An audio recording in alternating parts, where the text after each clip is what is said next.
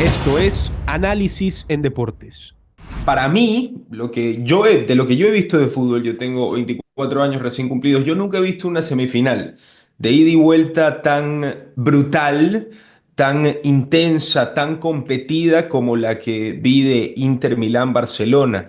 Tanto el partido de ida que quedó 3-3 como la vuelta que quedó 4-3. Un partido realmente extraordinario en el cual se enfrentaban el mejor equipo del mundo, supuestamente, según todo el consenso del periodismo deportivo mundial, porque el Barcelona es un equipo que efectivamente juega de una manera muy atractiva, tiene a Yamal, que es un jugador extraordinario de 17 años, ante un Inter de Milán que desde un principio se pensaba que apenas tenía posibilidades, pero yo siempre creí que era la kriptonita del Barcelona porque es un equipo que justamente la forma en la que juega, que se sienta cómodo defendiendo, a pesar de que tan cómodo no estuvo porque recibió 6 goles, solamente que anotó más que su rival y así es el fútbol.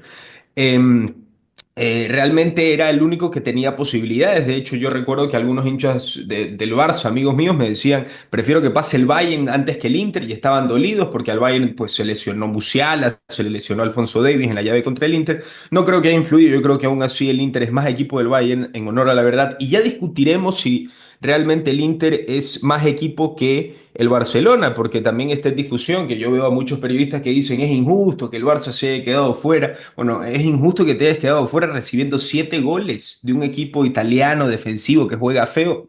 A mí me parece un poco exagerado, pero yo no voy a esconder la gran felicidad que tengo porque este duelo venía con pica, y es una pica que viene desde hace 15 años, de cuando el Barcelona pierde contra el Inter de Mourinho, también con decisiones arbitrales bastante raras, decisiones arbitrales que ahora los hinchas del Barça reclaman en esta segunda vuelta, reclamando un penal supuestamente contra Yamal, una mano de Acherbi que vino de un rebote de su pierna. Bueno, reclaman absolutamente todo, pero sobre lo del Inter no se acuerdan nada, principalmente que Íñigo Martínez debió haber sido expulsado los dos partidos, en mi opinión. En el primer partido porque metió una mano cuando Varela se iba mano a mano, no sé si Vito estará de acuerdo conmigo en este caso, pero en la segunda vuelta le dio un escupitajo a Chervi que era roja cuando el Inter estaba 2-0, y chao, chao. Se acababa la serie antes de que se acabe el primer tiempo, entre otros errores arbitrales, como cuando Bastoni le pone un pase excepcional, genial, antes de que se acabe el primer tiempo extra a Varela, que se iba solo y era mano a mano y era gol, porque los del Inter siempre cuando pican a las espaldas de la trampa del offside del Barcelona, llega un segundo jugador para hacer el pase de la muerte, como fue el primer gol del Inter. Un montón de cosas que comentar. Yo ya dije lo mío, que es que para mí esta es la mejor semifinal de ida y vuelta que he visto en mi vida. No sé si Vito de Palma podrá compararla con otras semifinales que ha visto antes y a ver si es que llegamos a un consenso, si es una de las mejores o es la mejor. Y le agradezco a Vito porque a Vito no lo puedo invitar siempre porque es una persona, es un profesional de primerísimo nivel, y yo sé que tampoco tiene tiempo para conversar conmigo siempre, pero sabía que está muy feliz por el Inter. Así que es una ocasión especial. Vito, gracias por estar con nosotros. Bienvenido a Radio Fuego. ¿Cómo está, Ricardo, querido? No, para mí siempre es un placer. Efectivamente, no siempre tengo tiempo, estoy bastante atareado, pero es que dependo aparte de horarios que no son míos, ¿no? Qué lindo el trabajador que tiene sus 8 horas en oficina. Yo a veces trabajo de mañana, a veces de tarde, a veces de noche. Dependo y tengo que acomodar todo el resto a los horarios. Bueno, yo coincido casi en el 100%, no solo de lo que dijiste, sino de las preguntas que te hiciste. Yo como semifinal, ida y vuelta, honestamente no recuerdo una semifinal tan explosiva, ¿no? Porque estamos hablando de 13 goles totales. Ese es el récord. Dicho sea de paso, se igualó el récord en una competición Champions League. En Copa de Campeones no había, pero en la Copa de Campeones lo que pasa es que era otro formato, toda eliminación directa, entonces no se pueden comparar pera con manzana. Pero desde que se llama Champions League, solo había habido en el 17-18 Liverpool-Roma, Ujú. 5-2 en Anfield, 4-2 en Roma. Ahí también con polémica arbitral, porque había un penal en favor de Roma que pudo haber llevado la serie a la largue. A Jacob fue el penal, ¿no? Sí. Sí, Exactamente, lo recuerdo, lo te recuerdo. acordabas bastante bien. No, entonces, bueno, como número de goles, pero la alternancia que tuvo en el resultado, la emoción de ese gol ya en tiempo de descuento para ir al largue. Esto a mí me hizo acordar más bien la semifinal del Mundial 70 entre Italia y Alemania, ¿no? Que terminó 4-3 justamente. Lo que pasa que esa fue un partido seco y en cancha neutral, no fue ida y vuelta, ¿no? Si nos referimos a ida y vuelta, estoy de acuerdo con vos que probablemente esta ha sido la final la semifinal más apasionante, la serie más apasionante. Ahora, con respecto a, yo no tengo mucha ganas de hablar de Barcelona, honestamente, lo voy a decir sin falsos pudores, ¿no? A mí la Ujú, verdad los españoles me tienen cansado. ujú, Ellos se creen que son el centro del mundo, eh, que en algún momento lo han sido, ¿no? Cuando la grande época de Messi, Cristiano Ronaldo, de Guardiola y Mourinho, en algún momento lo han sido, tienen una enorme capacidad también de hacer marketing con su ujú, producto, uno no lo discute. Ahora, el desestimar permanentemente al rival, el desprestigiar permanentemente al rival, el venir a decir que la serie se decidió por errores arbitrales, cuando ellos tienen un currículum de robos, en la historia quedó famoso, todavía hay memes del partido contra Chelsea con ese árbitro pelado Bombo, Bombo se llamaba, no sé si recordarán, con balas que lo persiguen en todas las canchas después de una falta de mano clarísima, ¿no? Una serie que después se define con ese golazo de Iniesta ya en tiempo de descuento. Así que con todos los antecedentes que tiene, es propio contra Inter. Ellos se quejan por el gol de Milito en el 2010, el 3-1 en San Siro, que era offside, ujú. que efectivamente era offside, no poco que discutir, pero no dice nada de la absurda expulsión de Mosca al minuto 27 en la vuelta, ¿no? Por una simulación de Busquets, que así todo Inter con uña y diente aguantó el 1-0 y termina clasificando finalista, una final que después ganó justamente en Madrid ante el Bayern Múnich. Ahora, eso de definir el Barcelona el mejor equipo del mundo, digo, ¿qué fútbol están viendo? Ujú, Un equipo en la historia nunca había pasado que el que perdió el primer partido de la Champions pudo ganar la competición. Eso nunca pasó. Y el Barcelona lo perdió con Mónaco. Pero además el Barcelona, dejemos de lado esta serie, pero es un equipo que sufre muchos goles. No, antes de esta serie venía con 17 goles sufridos. Nunca en la historia un equipo se metió en la final con más de 20 goles sufridos. Y el Barcelona a nivel hasta la semifinal sufrió 24. ujú. Entonces, ¿de qué estamos hablando? Dice, el Inter es defensivista. No, no es defensivista. El Inter no defiende bien. Tanto es así que le hicieron 6 goles.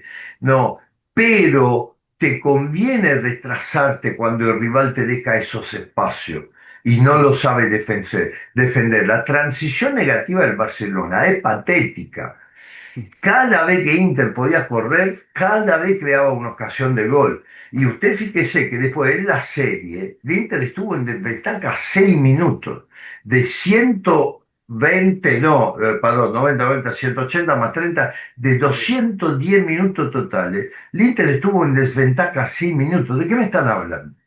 Ujú. ¿De qué me están hablando? ¿De que es lindo mover la pelota, es lindo llamar? No, eso no, el fútbol no es eso. El fútbol es hacer goles. El fútbol es encontrar la manera de superar el rival y hacer más goles que él. Sí. Y todos los...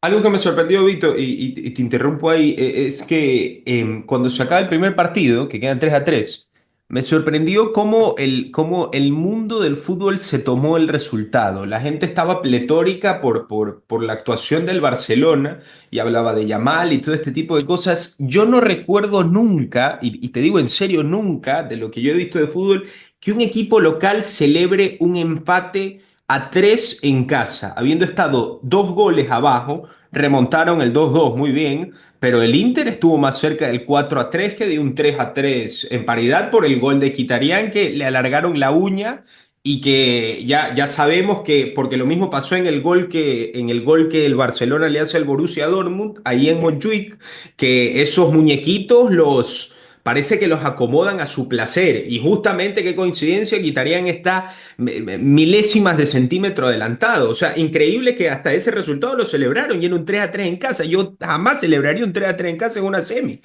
No, eso, podés celebrar la doble remontada, ¿no? Es Ujú. decir, un partido empezó 2-0, lo empataste, se te vuelven a poner arriba 3-2, lo empataste, bueno, digamos que por lo menos remontaste, por lo menos no perdiste, poder estar satisfecho por cómo remontaste, no podés estar satisfecho del resultado. Ahora, esto que vos decís también, y yo me hago cargo, no tengo vergüenza en decir, que esto lamentablemente lo inventaron los italianos. No, pero con tema del offside, con tema del offside, esta muestra que nos dan, nosotros, gracias a Dios, en mi canal tenemos medios bastante sofisticados. Y yo te puedo garantizar, y esto, pero cualquiera que tenga más o menos algún buen insumo técnico en su casa, en su oficina, pongan el gol anulado a Mkhitaryan y lo que está mostrando col piecito de Mkhitaryan en offside, está tomado un fotograma después de que la pelota salió del pie de quien mete el pase. Y Ujú. esto, repito, lo inventamos nosotros los italianos, ya lo he visto hacer varias veces en Italia, es un escándalo. ¿No? Pero ya hablamos del tema del VAR. El VAR venía a quitar la discrecionalidad arbitral, ¿no? El VAR venía a corregir errores groseros, como el penal que ellos reclaman de Yamal, que es claramente afuera del área la falta. Siempre en la historia del fútbol se cobra las primer faltas y las faltas son... Porque ellos dicen, no, la primera falta afuera, pero después Mkhitaryan lo termina tirando adentro. Pero bueno, porque ya la dinámica de la jugada es una dinámica que no se puede frenar.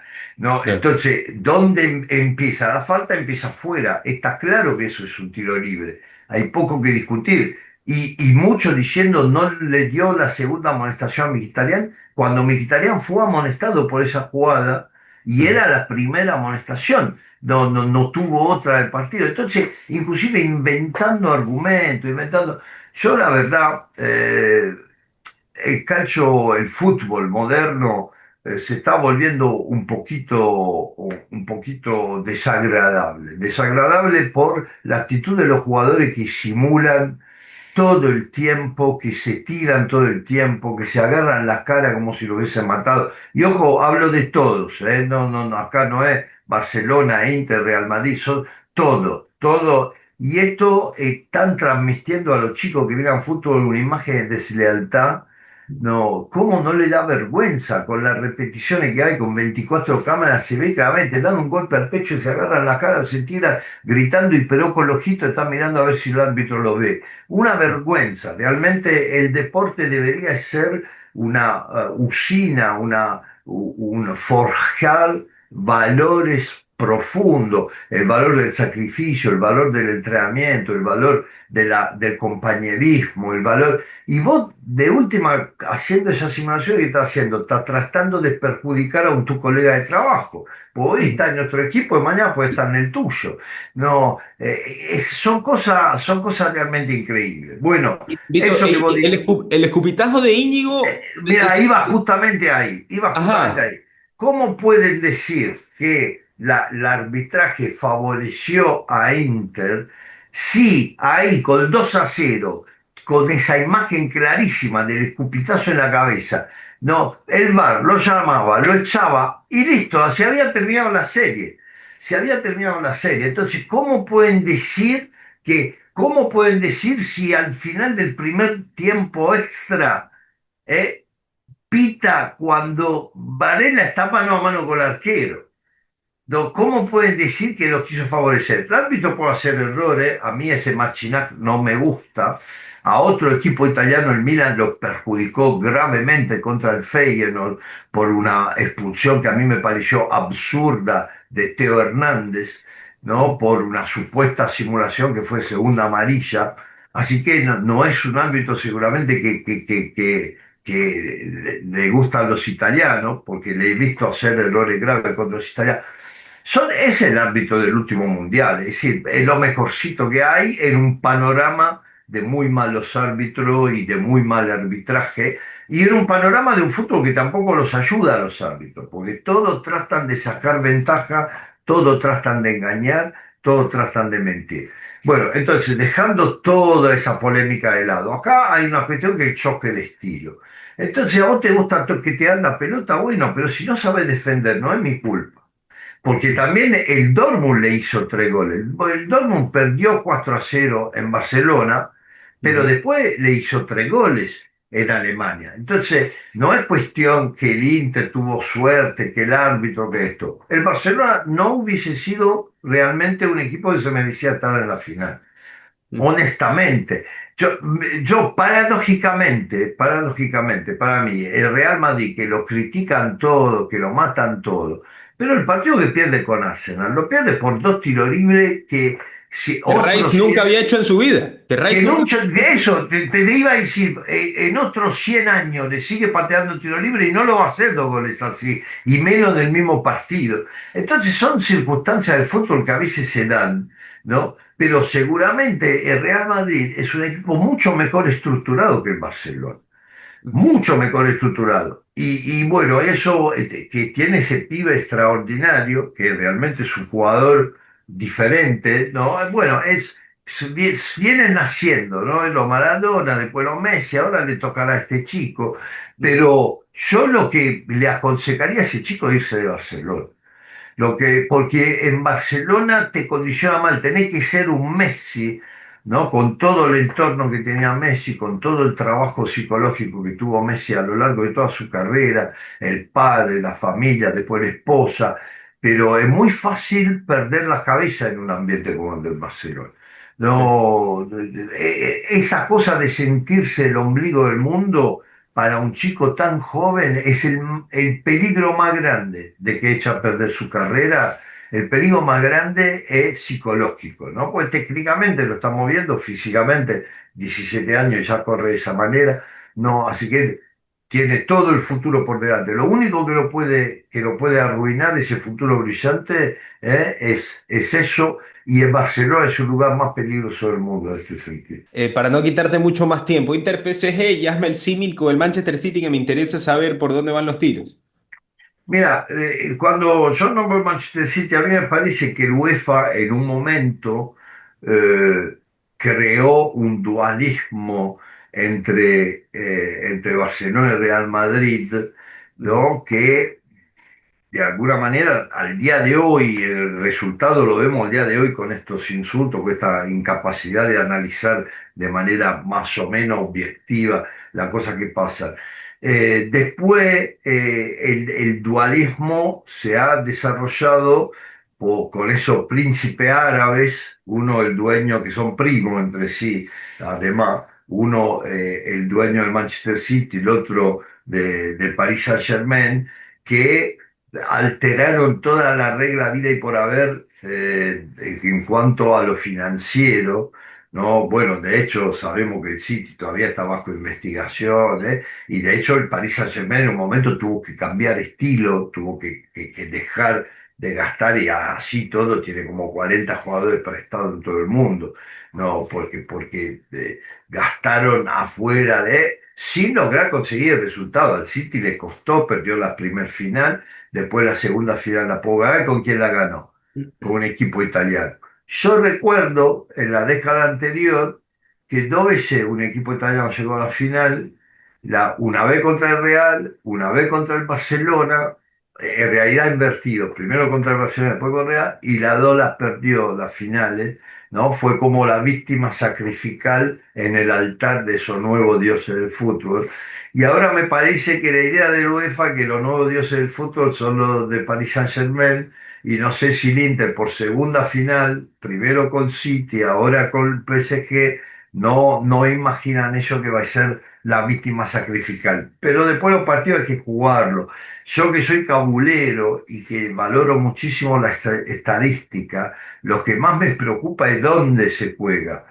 Porque en esa cancha se disputaba, no en esa cancha, en esta ciudad, Ujú. 2 veces en el Estadio Olímpico, 2 veces en la Alianza Arena, se disputaron 4 finales y las 4 finales la ganó un equipo que nunca había ganado antes las Champions. Las 4 veces, Nottingham Forest contra el Malmo, después ganó el Marsella contra el Milan, después ganó el Borussia Dortmund contra la Juventus y después ganó la última ocasión el Chelsea, su primer Champions, la ganó contra el Bayern Múnich por penal. Entonces, las 4 veces se jugó en Múnich, las 4 veces ganó alguien que nunca había ganado la Champions, en este caso sería el Paris Saint-Germain, y además 2 veces jugaron italiano y 2 veces perdieron en esa cancha. Yo soy muy cabulero y esas cosas me asustan más que los nombres propios. ¿No? Para mí Paris Saint-Germain tiene el mejor arquero del mundo y tiene el mejor defensor del mundo en actividad, que es Marquinhos. Para mí tiene estos dos. Por el resto no me parece un equipo invencible, no me parece un equipo tremendo. ¿Es ¿No? más difícil que el Barça? O sea, ¿tú crees que el Inter va a tener que mantener las revoluciones o es un poquito menos exigente que el Barcelona? No, es mucho más difícil que el Más Barça. difícil. Es mucho más difícil el Barça, porque el Barça se regala defensivamente. El Ya. Barça se regala. No, a un equipo que vos le haces 7, le pudo haber hecho más. Le Ujú. pudo haber hecho más. De hecho, le hizo más, porque de Mkhitaryan valía. Pero es muy difícil a este nivel encontrar un equipo que te concede tanto. ¿No? Que tiene una falla tan evidente. ¿No? El Barcelona tiene una falla en la transición negativa tremenda. ¿No? Y a pesar de eso, no tratan de hacer nada para corregirlo. Porque sigue yendo al frente, sabiendo que cada vez que la pierden y que le corren, le crean problemas. Y sin embargo siguen haciendo eso. Bueno, no, yo digo siempre que el deporte es optimización del recurso, es tratar de sacar lo mejor y lo más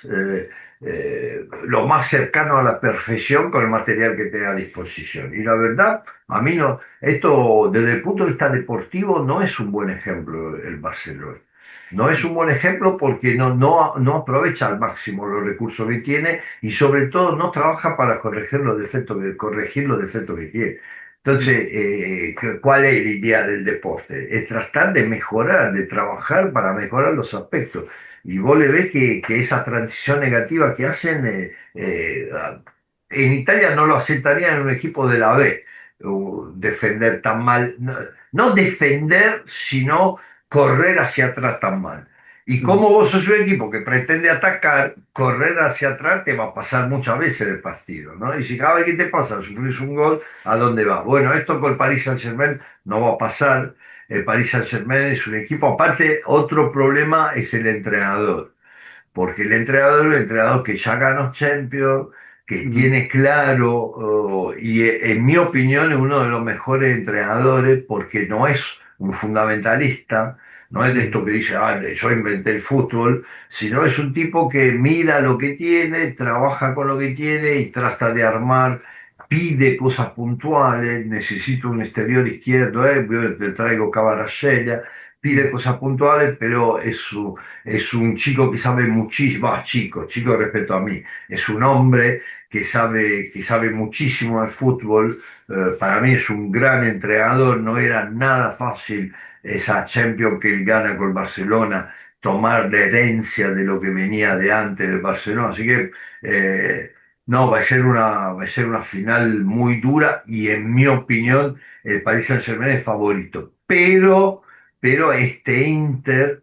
Ahora espero que Inzaghi no cometa el error, ¿no? Que haya aprendido la lección. Él debió haberle dado descanso al plantel mucho antes. Entonces, el título de Italia ya fue. No hay Sí. manera de recuperar 3 puntos, porque además el Napoli tiene un fixture muy, muy simple. O tendría Y que perder además, contra el Parma o contra el Genoa en casa. Casi imposible. sí, no, no, no, pero se puede dar el lujo de un empate todavía. Ujú. Ujú. Siempre admitiendo que el Inter pueda ganar los 3 partidos que quedan, Que son ¿no? Que ahora, difíciles. que Como qué Lazio y difícil. Torino. Sí, ahora vas Torino, después tiene Lazio, ¿no? Y después la última vas Como. Yo, si fuese él, pondría, por lo menos ahora, pondría, lo hizo en el último partido con el Verona, puso todo suplente y ganó. Entonces Ujú. ahora vas a Torino, dale descanso a todos los titulares. Dale descanso. Por ahí hacerlos jugar 20, 25 minutos de final para que no pierdan fútbol. ¿no? Ujú. Pero le tiene que dar descanso porque el equipo está muerto. El Sí. equipo está realmente, por eso fue memorable lo de Inter, ¿no? Porque el Inter, muchos me decían, ¿por qué se le trazó tanto? No se le trazó, no tenían más fuerza. Perdían, en el segundo tiempo perdían todos los duelos. Cuando yo comento, ¿no? Y me dice la gente, ¿cómo se adivinar que va a venir el gol? Porque siempre decís, siento perfume a gol de Inter, pum, y viene el gol. Dice, ¿cómo hace? Digo, pero porque es claro, si vos ves un equipo que en cualquier sector de la cancha pierde todos los duelos individuales, es evidente que hay algo ahí no está funcionando, que el otro lo está superando. O si vos ves que hay un tema táctico que el entrenador no lo leyó y que los rivales están insistiendo en ese tema táctico, entonces es muy probable que venga el gol. No hay que acierto siempre, pero es bastante fácil acertar si uno tiene bastante visto. No, entonces en el segundo tiempo con Barcelona se veía que el Inter no podía con su alma, perdían todos los duelos, perdían todo, y vos lo notaste en Varela, ¿por qué? Porque Varela, ser un guerrero, cuando Ujú. empieza a perder los duelos se nota más que otro, ¿no? Porque es Sí, sí, uno sí. que normalmente los duelos no lo pierde. Por eso Sí, vos dijiste, Que Varela cometió el gol, el error que llevó al tercer gol del Barcelona. La gente ahorita no se acuerda porque no, porque ya estamos 4-3. Pero si es que el sí, Barça ganaba, lo mataban, porque él se equivocó pasando la él pelota. se equivocó. Igual hubo un problema, el Inter tuvo un problema en los dos partidos por el carril izquierdo, porque ni Di Marco ni Carlos Augusto, cuando ingresó, que Carlos Augusto fue peor de remedio que la enfermedad, porque No Di estuvo Marco tan fue, mal Di Marco en este partido. no ¿Ah? estuvo tan mal, por lo menos Di Marco llegaba, apostaba ofensivamente. Ujú. No, lo que pasa lo saca para mí porque tenía miedo a la disciplina, porque había hecho muchas faltas. Sí. Di Marco, le había pegado mucho a Yamal también, eso hay que ser honesto y decirlo. Él debió ser amonestado, Di Marco, aunque sea por repetición de falta. No, pero por ese costado tuvo muchos problemas Inter, inclusive los goles, ¿no? Como llegan casi todos, llegan siempre de ese lado, Ujú. ¿no? Y sobre todo el tercero, eso que le pasan detrás toda la defensa y nadie toma, nadie sigue, ese es un problema que ya lo había tenido también el partido de Barcelona, ese tipo de jugada. Así que, bueno, lo que pasa que de ese lado gravita Yamal y cuando hay Yamal, instintivamente la tensión va con él y por ahí si alguno se cuela en el mismo sector, nadie lo toma. ¿Qué es lo que pasó? ¿No? Y que es lo que tenés que hacer cuando tenés un jugador tan gravitante, ¿no? Que como que va chupando hacia sí la atención de la defensa y libera espacio y posibilidades a su compañero. No, pero repito, el Inter físicamente ha tenido un desgaste tremendo porque Inzaghi se ha equivocado y Inzaghi ha querido, yo en un momento avisé, digo, mire, se puede quedar sin el pan y sin la torta y todavía puede pasar, porque la Copa Italia ya salió y Ujú. salió de la peor manera, pues perder 3-0 con rival ciudadano, con el Milan, es algo muy doloroso, porque el campeonato, a menos de desastre Napoli, ya depende de Napoli. Repito, Napoli tiene tres partidos simples y con dos triunfos, dos de local y uno de visitante, con dos triunfos de empate campeón, matemáticamente. Así que ahí es muy difícil y ahora entonces concentrarte en la final de Champions, porque si no, te quedas sin nada. Ujú. Concentrarte en la final de Champions, que sería un logro extraordinario y taparía todo el resto. Ahora, si el Inter pierde la final de Champions, termina siendo una temporada que podía ser extraordinaria, termina siendo una temporada mala, Sí. porque al final terminaste perdiendo todo y perdiendo todo ¿por qué? Por soberbio y cabezón. Ujú. Bueno, pero si yo siempre digo, si los técnicos no son cabezones no pueden dirigir, si no son cabeza dura no pueden dirigir, pero lo de Inzaghi. Mamma mía, vos tenés una carrera. Ahora se examina todo, se pasa todo en los computers, todo en la estadística, ¿no? Se examina todo y mamma mía, tus peores meses en la historia, desde que sos entrenador, abril y mayo son los meses que perdés más partidos. Hacete una pregunta. Ujú. ¿De qué depende eso? Hacete una pregunta, porque no es que una carrera de 2 años, ya es el noveno año de carrera que tiene. Entonces, si en tu carrera, a lo largo de los 9 años de tu carrera, abril y mayo son los meses donde perdés más partidos, te tenés que hacer una pregunta. tenés que decir, ¿de qué dependerá esto? No, tenés ahora, viste, tanto con el chip se mide al centímetro lo que corren, a qué velocidad lo hacen, el rendimiento físico. Tiene un plantel con 2 jugadores por puesto. El único que no tiene un reemplazante natural, ¿no? Que él se lo inventó con Zeliski el otro día, que jugó bastante bien el polaco, ¿no? Es Çalhanoğlu. Ujú, Después tenés Di Marco y Carlos Augusto, Danfield Darmian, Bisek y Pavard. Todo en el plantel tiene un segundo a la altura, digamos, un suplente a la altura. Frattesi sería titular en cualquier equipo del mundo. ujú, Frattesi sería titular en cualquier equipo del mundo y en Inter hace el suplente. Así que tenés material humano, no lo supo rotar. No lo ujú, supo rotar porque tampoco eso de poner todo suplente ya es una movida desesperada, ¿no? De ujú, poner todo suplente a un partido porque ya el campeonato sabe que se le fue. Pero si él lo hubiese mechado, le hubiese dado más minutos a Slani, más minutos a Frattesi, más minutos a Carlos Augusto, más minutos a los delanteros, porque ujú, después si el jugador no juega al inicio de la Champions, Taremi, porque había lesionado, Taremi jugaba y fue una de las figuras del comienzo de la Champions de Inter. ujú, Entonces, Taremi, dale más minutos. Si después vos no lo sé jugar por 2 meses, no podés pretender que cuando el jugador entra te rinde, porque ujú. perdió contacto, perdió fútbol. Sí, Cuando sí, sí. uno juega poco, lo primero que pierde es la sintonía fina. Entonces, por eso hay que saber mechar. Bueno, Sí. estos son, si no Inzaghi sería el mejor entrenador del Sí, no, mundo. rompo una lanza también, Vito, por De Frey, que la gente no lo notó, o tal vez sí lo Sí, bueno, notaron, pero entró el tipo y rechazó 20 pelotas en 20 5 pero minutos. no, Fue no. impresionante y una importantísima contra Araujo en el último minuto. Vito, cortito para terminar. El Inter gana la Champions y para ti, en tu retina, en la retina histórica del fútbol, ¿quién como jugador, Inzaghi como técnico, te pregunto, quiénes dan un salto y pasan a la historia y que serán recordados para la década de los años 20 como de los grandes jugadores de esta época, cuando pensemos aquí a 20 30 años? ¿Tú crees que hay jugadores que están a esa altura o no tantos? No, yo creo que solo Lautaro, Ujú. digamos, jugador de Balón de Oro, para entendernos, ¿no? Para Ya. él, solo Lautaro. Bastoni Este, no da un pasito hacia arriba de central, nueva generación Italia, ¿no? ah, ya no es tan nueva generación Bastoni, ¿no? Pues Bueno, ya pero por tiene la edad. 25, todavía puede jugar una década más Bueno, al primer pero nivel. yo te digo ahí, yo, si me das a elegir ahora mano a mano, tengo uno más joven que para mí es más fuerte que Calafiori, por Ya. ejemplo, ¿no? Además, porque ese tema, Calafiori juegas 3, juegas 4, casi de la misma manera, inclusive puede jugar lateral izquierdo. De hecho, nace lateral izquierdo. Y Bastoni es como medio atado a esa línea de 3. Cuando lo puso en la selección a jugar en línea de 4 hizo un desastre. No, Ujú. bueno, también Spalletti lo puso a jugar de primer central por derecha, un zurdo. Vamos a dejar así, ¿no? Y lo dejó en casa Mancini, ¿no? De la selección ya vamos a hablar en otro Pero momento. Lautaro Balón de Oro. Si gana el Inter Lautaro, la Champions. para mí, pues, si gana la Champions y es protagonista en la final, se merece el Balón de Oro.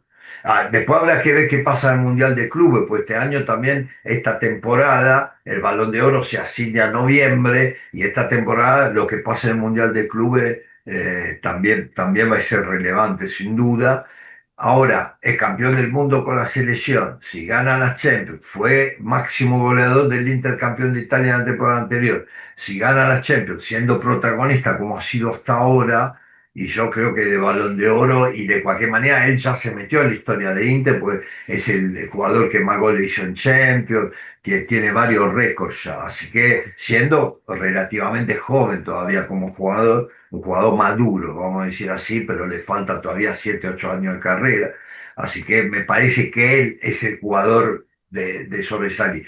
Y Çalhanoğlu también es un jugador muy importante que quizá por el rol que tiene pasa un poco desapercibido, pero Çalhanoğlu también es un jugador muy importante. Después hay un equipo muy parejo, muy sólido, muy bien construido, ¿no? Con Dumfries, con Danfield y Darmian, porque cuando juega Darmian, ¿no? Di Marco y Carlos Augusto, es decir, Frattesi y Varela, es un equipo que está muy bien armado.